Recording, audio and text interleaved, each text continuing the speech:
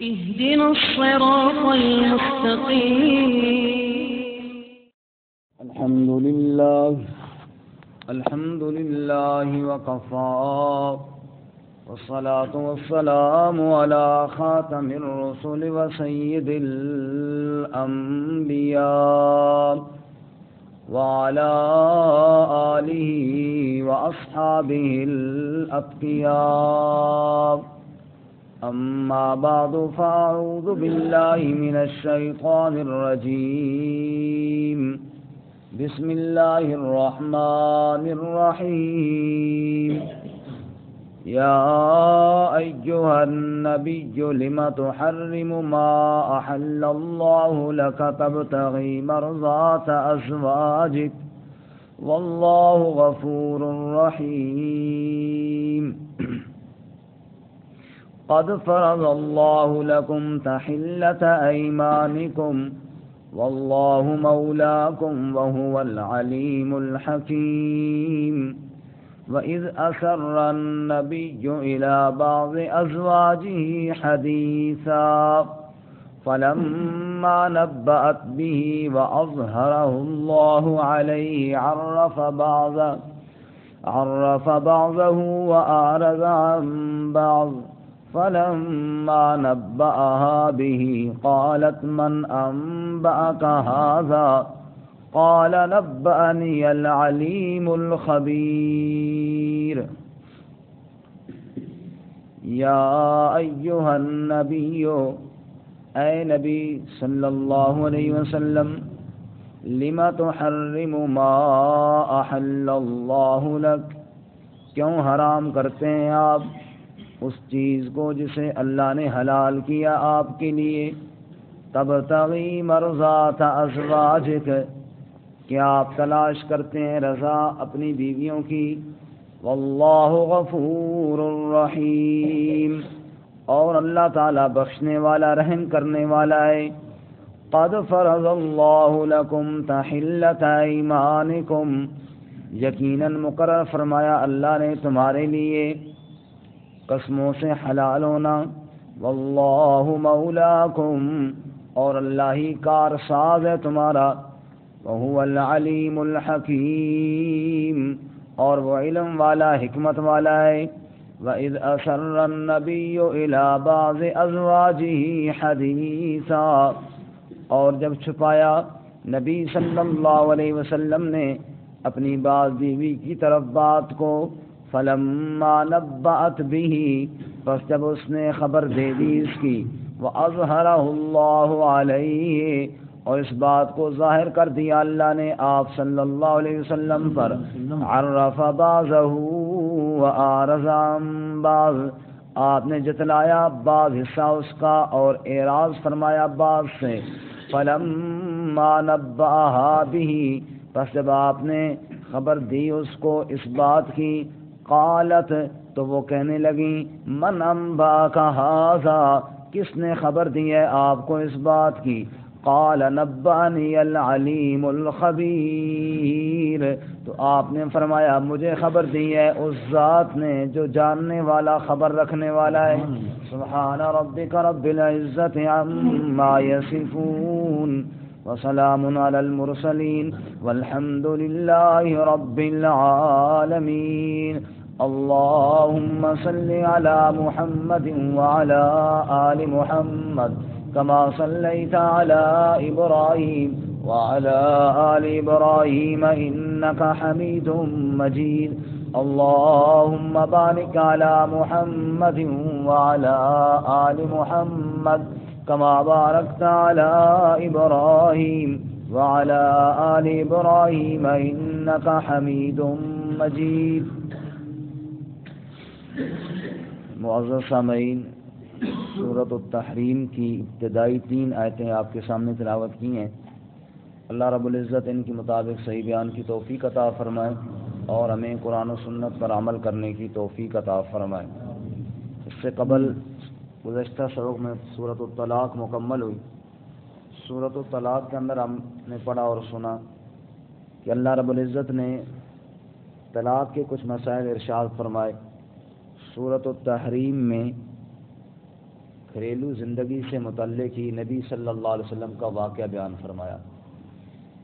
اسی طرح سورۃ الطلاق میں ہم نے سنا کہ وَكَأَيٍّ مِّن قَرْيَةٍ عَتَتْ عَنْ أَمْرِ رَبِّهَا وَرُسُلِهِ فَحَاسَبْنَاهَا حِسَابًا شَدِيدًا وَعَذَّبْنَاهَا عَذَابًا نُكْرًا، کئی قومیں ایسی گزری جنہوں نے اللہ کی اور اس کے رسولوں کی نافرمانی کی، اللہ نے ان کو شدید عذاب دیا۔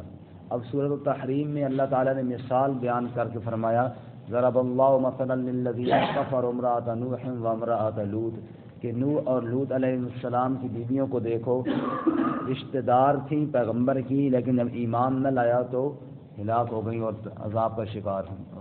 اسی طرح پھر مثال دی حضرت آسیہ جو فرعون کی بیوی تھی، کہ دیکھو اس کا کہ وہ رشتہ دار تو فرعون کی تھی، لیکن جب ایمان قبول کیا تو اللہ تعالیٰ نے اس کو کامیاب فرمایا۔ آج کے سبق میں سورت کا نام سورۃ التحریم ہے۔ اس سے قبل بھی ہم سورۃ المائدہ اور سورہ انعام کے اندر یہ مسائل تفصیل سے پڑھ چکے ہیں کہ کسی چیز کو حلال کرنا یا حرام کرنا یہ صرف اللہ تعالیٰ ہی کے اختیار میں، علت اور حرمت کا مالک صرف کون ہے؟ اللہ تعالیٰ۔ اللہ کے علاوہ کوئی کسی چیز کو نہ حرام کر سکتا ہے، نہ کسی چیز کو کوئی حلال کر سکتا ہے۔ اور ایمان کی شرطوں میں یہ ایک شرط ہے کہ اللہ کی حلال کردہ چیزوں کو بندہ حلال سمجھے اور اللہ کی حرام کردہ چیزوں کو بندہ حرام سمجھے۔ مثال کے طور پہ مچھلی کا گوشت کھانا حلال ہے نا، ایک آدمی اگر ساری زندگی مچھلی نہ کھائے تو کوئی ضروری نہیں ہے کہ وہ کھائے ہی کھائے، لیکن اس کو حلال سمجھنا ضروری ہے۔ اس کو حلال سمجھنا کیا ہے؟ ضروری۔ جس چیز کو اللہ نے حلال کیا ہے اس کو حلال سمجھنا کیا ہے؟ ضروری ہے۔ جس کو اللہ نے حرام کیا ہے اس کو حرام سمجھنا ضروری ہے۔ یہ جو آیتیں آپ کے سامنے تلاوت کی اور انشاءاللہ کل کے سبق میں بھی آئیں گی، ان کے شان نزول میں احادیث میں دو واقعات نقل کیے گئے ہیں اور اسی طرح تفسیروں میں بھی لکھے گئے ہیں۔ پہلا واقعہ کہ رسول اللہ صلی اللہ علیہ وسلم ام المومنین حضرت سیدہ حفصہ رضی اللہ تعالیٰ عنہ کے گھر گئے، جو آپ صلی اللہ علیہ وسلم کی زوجہ محترمہ تھی، اور وہ اس وقت اپنے اس حجرے میں گھر میں موجود نہ تھیں، شاید والدین کے گھر گئیں۔ تو آپ صلی اللہ علیہ وسلم نے آپ کی جو باندھی تھیں حضرت ماریہ قبطیہ رضی اللہ تعالیٰ عنہ، ان سے وہاں خلوت فرمائی اور ان سے ملاقات کی۔ یہ بات حضرت حفصہ کو ناگوار گزری کہ میرے ہی باری کے دن میں میرے ہی گھر میں۔ تو آپ صلی اللہ علیہ وسلم نے حضرت حفصہ کو خوش کرنے کے لیے یہ کہا کہ میں آئندہ ماریہ کو اپنے اوپر حرام کرتا ہوں، اب خوش ہو۔ اس پر یہ اللہ نے آیت نازل فرمائی کہ جس کو اللہ نے آپ کے لیے حلال کیا ہے اس کو آپ نے حرام کیوں کر لیا؟ علت اور حرمت تو اللہ کے اختیار میں ہے، جس کو اللہ نے حلال کیا ہے آپ نے اس کو اپنے اوپر حرام کیوں کر لیا؟ دوسرا واقعہ صحیح بخاری شریف میں ہے کہ رسول اللہ صلی اللہ علیہ وسلم عصر کے بعد اپنی ازواج کے گھر جایا کرتے تھے، تھوڑی تھوڑی دیر ملاقات فرمایا کرتے تھے، کچھ بات چیت ہوئی۔ ام المومنین حضرت سیدہ زینب بنت جحش رضی اللہ تعالیٰ عنہ، نبی صلی اللہ علیہ وسلم ان کے وہاں جاتے، جیسے باقیوں کے گھر جاتے ان کے پاس بھی جاتے، تھوڑی دیر بیٹھتے تو ان کو کہیں سے شہد مل گیا اور انہوں نے نبی صلی اللہ علیہ وسلم کو اس کا شربت پلانا شروع کیا۔ اور ہر بیوی کی یہ خواہش ہوتی کہ اللہ کے نبی میرے پاس زیادہ ٹھہریں، اور اللہ کے نبی کے ساتھ محبت کا تقاضا بھی یہی تھا کہ وہ زیادہ ٹھہریں۔ وہ جناب وہ شہد بناتی، شاید دیر لگاتی ہوں گی، آہستہ آہستہ پہ نبی پاک بیٹھے رہیں۔ اب باقی ازواج نے مشورہ کیا کہ یہ کیا مسئلہ ہے کہ اللہ کے نبی وہاں ٹائم زیادہ دیتے ہیں اور ہمارے پاس تھوڑا دیتے ہیں۔ تو حضرت سیدہ عائشہ صدیقہ رضی اللہ تعالیٰ عنہ، حضرت سیدہ حفصہ رضی اللہ تعالیٰ عنہ، ان دونوں نے آپس میں مشورہ کیا کہ یہ کیا مسئلہ ہے کہ ادھر آپ زیادہ ٹائم ٹھہرتے ہیں اور جناب یہاں پہ کم ٹھہرتے ہیں۔ تو اس کے اصل میں چکر گئے، ڈاکٹر طاہر صاحب کو زیادہ تجربہ ہوگا کہ یہ مسائل کیسے ڈیل کیے جاتے ہیں، ہمیں تو خیر پتہ ہی نہیں ہے نا، بس سنتے رہتے ہیں۔ تو بہرکیف انہوں نے آپس میں مشورہ کیا کہ یہ اصل مسئلہ کیا ہے۔ تو انہوں نے کہا جی نبی پاک صلی اللہ علیہ وسلم تو وہاں شہد غالباً پیتے ہیں اور یہی وجہ ہے۔ انہوں نے کہا کوئی ایسا طریقہ کیا جائے کہ وہ شہد پینا آپ چھوڑ دیں، کیونکہ کپی پتہ چل گیا شہد کی بڑی ساری ہے، وہ ابھی ختم نہیں ہو رہی، تو اس طریقے سے کہ آپ وہاں پہ شہد پینا چھوڑیں گے تو مسئلہ حل ہو جائے گا۔ مشورے میں یہ بات طے کی کہ نبی پاک صلی اللہ علیہ وسلم جب ہم میں سے ہر ایک کے پاس آئیں، ہم کہیں گی کہ آپ سے مغافیر کی وہ آ رہی ہے بو۔ مغافیر ایک قسم کا گوند ہوتا تھا، اس کی ذرا تھوڑی سی ہلکی پھلکی بدبو آتی تھی، اور اللہ کے نبی صلی اللہ علیہ وسلم کو بدبو سے بڑی نفرت تھی، آپ خوشبو پسند فرمایا کریں۔ اللہ کے نبی کیا پسند فرمایا کر رہے ہیں؟ یہی وجہ ہے کہ اولیاء اللہ جو اللہ کے ولی ہوتے ہیں نا، وہ خوشبو کو پسند کرتے ہیں۔ بدبو کے اندر گھیرا رہنا اور جس سے جناب بندے کو گھیرنا ہوتا ہے، یہ بڑا بزرگ ہے، یہ بزرگ نہیں ہے۔ نبی پاک صلی اللہ علیہ وسلم کو خوشبو پسند تھی، معمولی سی بدبو بھی آپ کو پسند نہیں۔ اب آپ گئے حفصہ کے پاس، انہوں نے بھی یہی بات کی، عائشہ کے پاس گئے، انہوں نے بھی یہی بات کی، اور ایک روایت میں آتا ہے صفیہ نے بھی یہ بات کی، وہ بھی ساتھ شامل ہوئی۔ برکت انہوں نے جب یہ سب نے یہ بات کی، ایک بندہ ایک بات کہے نا ایک دفعہ، کوئی تھوڑا بہت ذہن میں آتی ہے، پھر کہے پھر آتی ہے، بار بار کہے تو بندے کو شک پڑ جاتا ہے کہ واقعی کوئی بات ایسی ہے۔ جیسے کسی محلے والوں نے مشورہ کیا کہ اس مولوی سے جان چھڑانی چاہیے، کافی عرصہ ہو گیا یہ جان نہیں چھوڑ رہا، اب ناراض بھی نہیں کرنا چاہتے تھے، کتنا عرصہ ہو گئے، تو تھے سمجھدار، مشورہ کیا کہ ہر بندہ کہے استاد جی خیر کا ہے، تھوڑی طبیعت بڑی خراب نظر آ رہی ہے۔ ایک بندے نے کہا استاد جی کا نہیں کوئی ایسا مسئلہ نہیں، کہ چہرہ بڑا مرجھایا ہوا ہے۔ دوسرے نے کہا، تیسرے نے کہا، اب محلے کے اندر تو 600 بندہ ہے، جب 600 بندے نے یہ کہا تو استاد جی کا واقعی ذہن پہ یہ بات سوار ہوگی کہ میرا چہرہ واقعی بڑا مرجھایا ہے، صبح و شام شیشہ دیکھیں، ہفتے کے اندر اندر ایسے بیمار ہو گئے کہ جناب ان کو گاڑی پہنچانا پڑ گیا۔ اس طرح جان بار بار ایک بات کہی جائے تو انسانی فطرت ہے کہ وہ ذہن کے اندر وہ بات سوار ہو جاتی ہے۔ جب یہی بات جناب کی عائشہ نے، یہی بات کی حضرت حفصہ رضی اللہ تعالیٰ عنہا نے، آپ کے ذہن میں بات ہے کہ واقعی کوئی بات تو ہے، آپ نے فرمایا اچھا سنو حفصہ، میں آج کے بعد اللہ کی قسم شہد استعمال نہیں کروں گا، اور یہ بات کسی کو بتانا نہیں ہے، میں شہد آئندہ استعمال نہیں کروں گا۔ اب باقی تو کسی کو نہیں بتائے گی، لیکن جن کے ساتھ مشورہ چل رہا تھا ان کو تو بتانا تھا نا کہ مشورہ کامیاب ہو گیا ہمارا، سمجھ آئی؟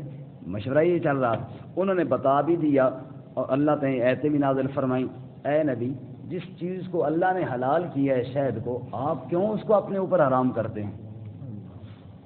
سمجھ آئی؟ اور ساتھ ساتھ سارا مشورہ وہ بھی بتا دیا۔ آپ صلی اللہ علیہ وسلم بڑے حیران ہوئے۔ یہاں پہ میں ایک چھوٹی سی بات عرض کروں، کسی پہ تنقید کرنا وہ تو مقصد نہیں ہوتا، بات سمجھنے، دین نام ہی سمجھنے سمجھانے کا ہے۔ اللہ ہم سب کو صحیح سمجھ نصیب فرمائے۔ بڑے مشہور چوٹی کے مسئلے ہیں جن پہ امت لڑ رہی ہے، 4 مسئلے۔ کتنے مسئلے جی؟ 4 مسئلے۔ عالم الغیب، حاضر ناظر، مختار کون، نور بشر، لڑ کے اور پتہ نہیں آپ آگے کہاں تک لڑتے رہیں گے۔ عالم الغیب اللہ کی ذات ہے، لیکن بعض حضرات کہتے ہیں نہیں، اللہ کے نبی صلی اللہ علیہ وسلم بھی غیب جانتے ہیں۔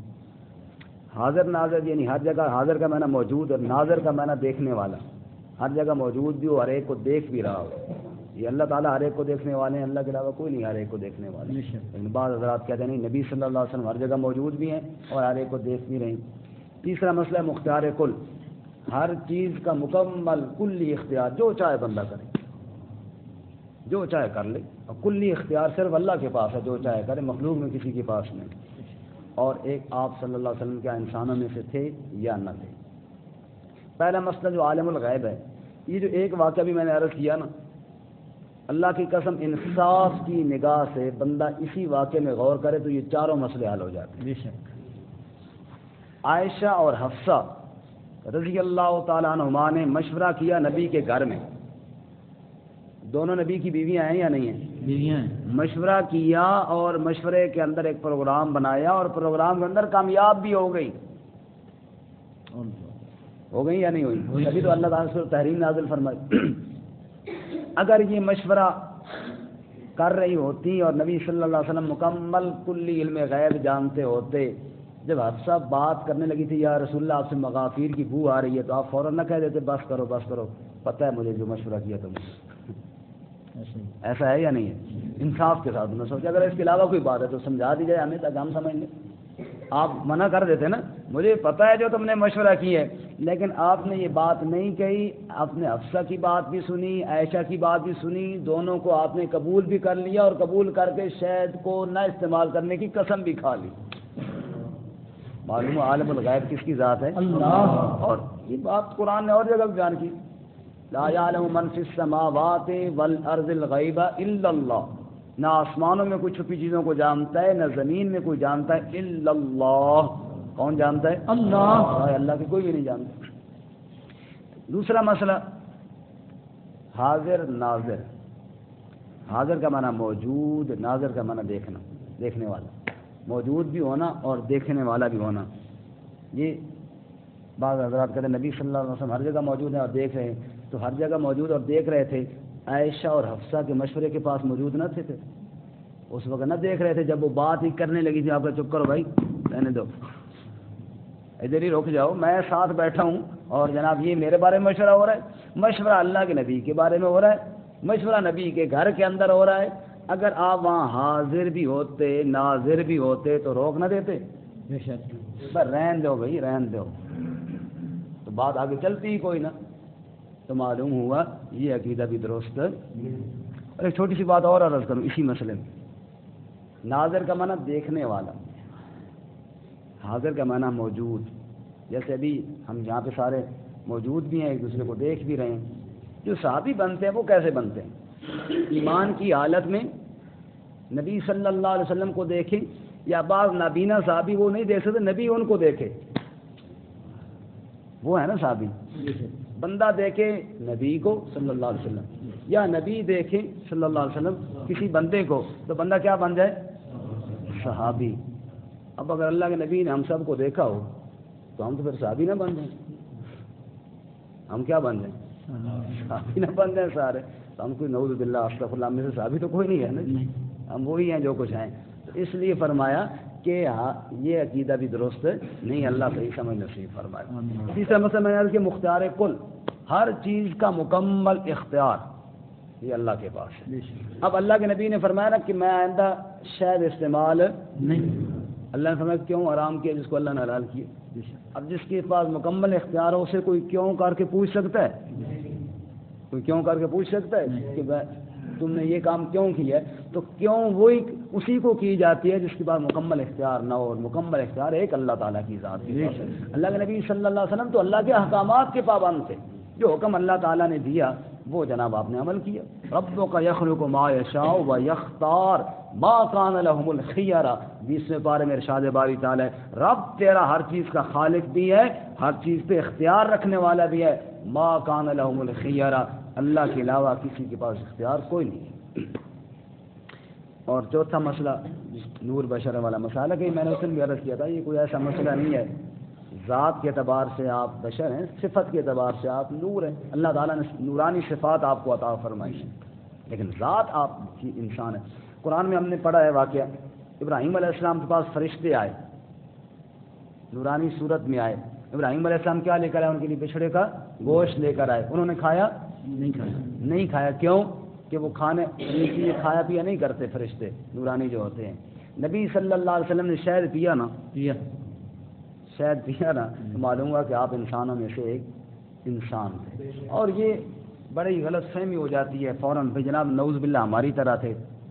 دیکھو یہ اسلام آباد کیا ہے؟ شہر ہے نا، اسلام آباد کیا ہے؟ شہر ہے۔ مدینہ کیا ہے؟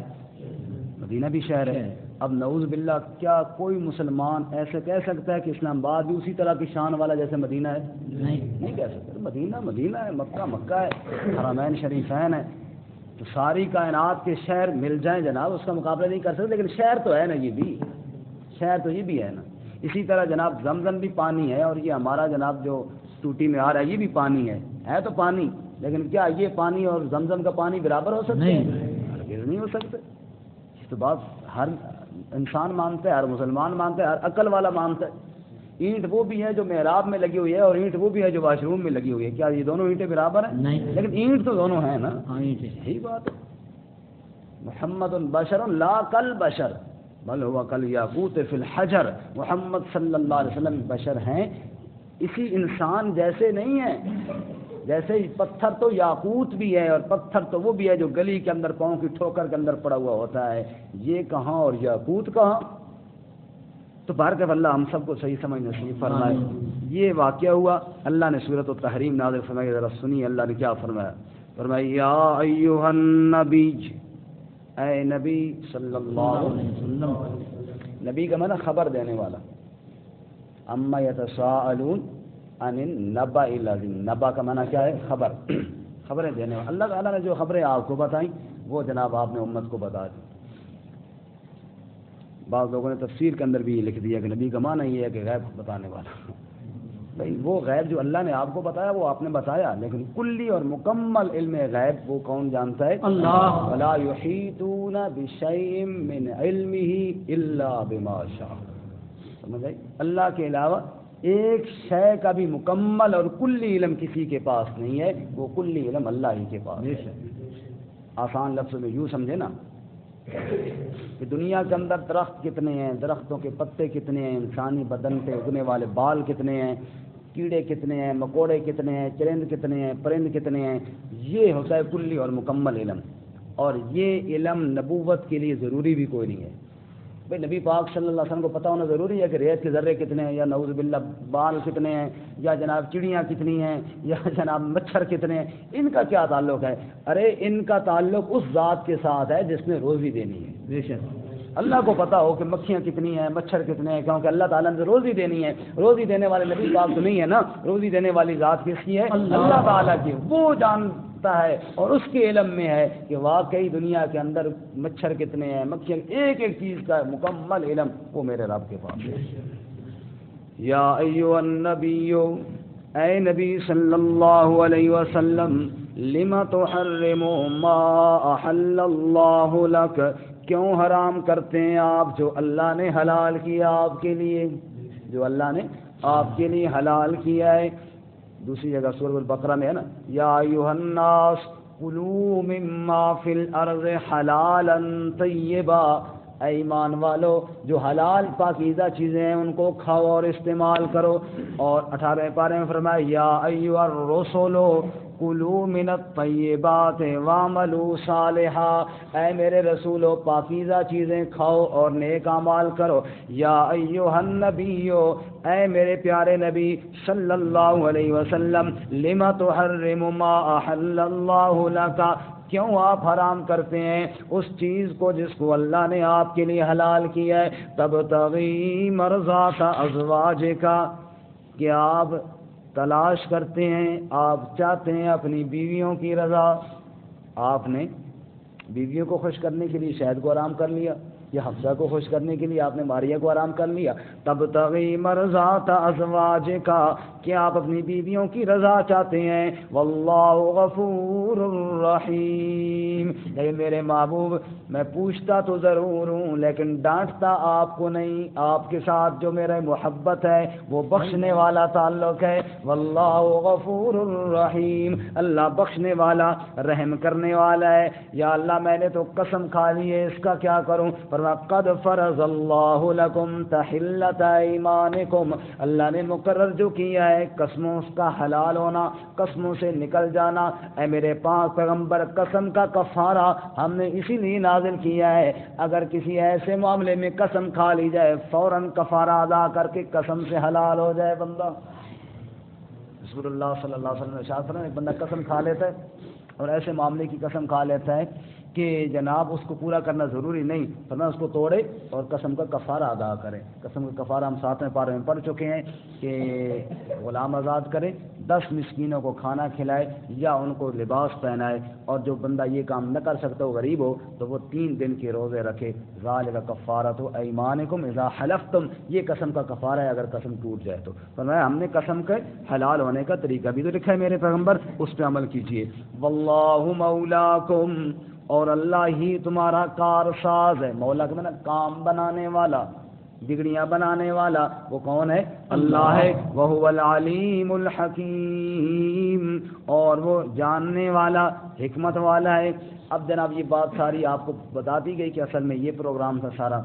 آپ گئے اچھا سر میں نے تجھے جو بات کہی تھی تم نے یہ پروگرام بنایا اور پھر میں نے یہ بھی کہا تھا کہ بتانا کسی کو نہیں، اور پھر بات آگے بتا بھی دی، لیکن آپ نے پوری بات نہ کہی۔ اس طرح اگر ہمارے ساتھ ایسا بھی ہوتا تو ہم تو پتہ نہیں جھگڑا کہاں سے، کام میرے سمیت میں سب سے پہلے شاید برداشت نہیں کرنے والا ہوں، تو ہم پتہ نہیں بات کہاں سے کہاں پہنچا دیتے۔ تو جناب ایسے نہیں ہوا، آپ صلی اللہ علیہ وسلم نے کچھ بات کہی اور کچھ بات سے اعراض فرمایا، چھوڑ دی۔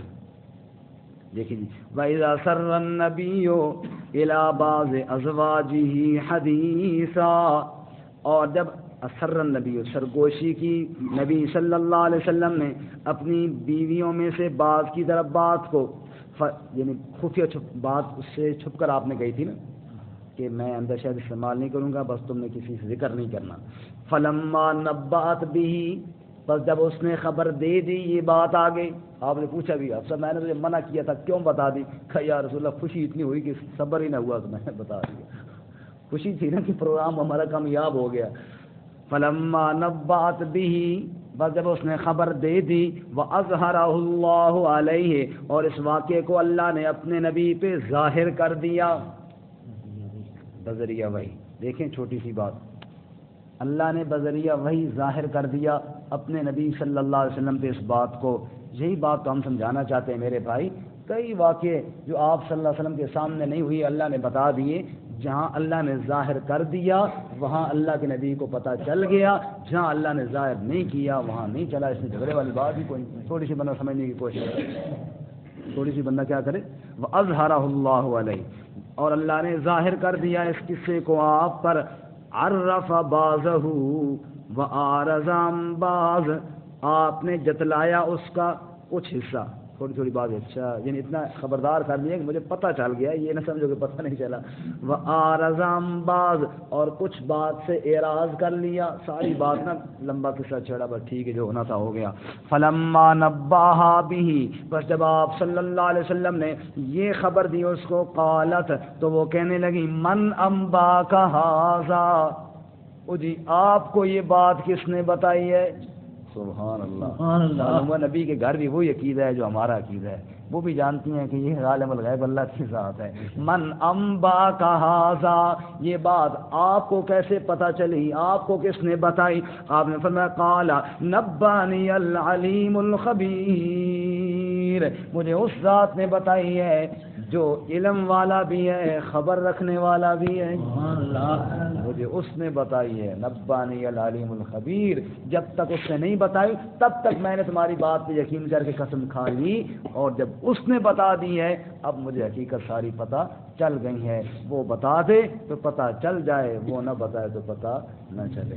اللہ تعالیٰ نے قرآن و سنت والا عقیدہ اور عمل نصیب فرمائے۔ ترجمہ دوبارہ سنیں۔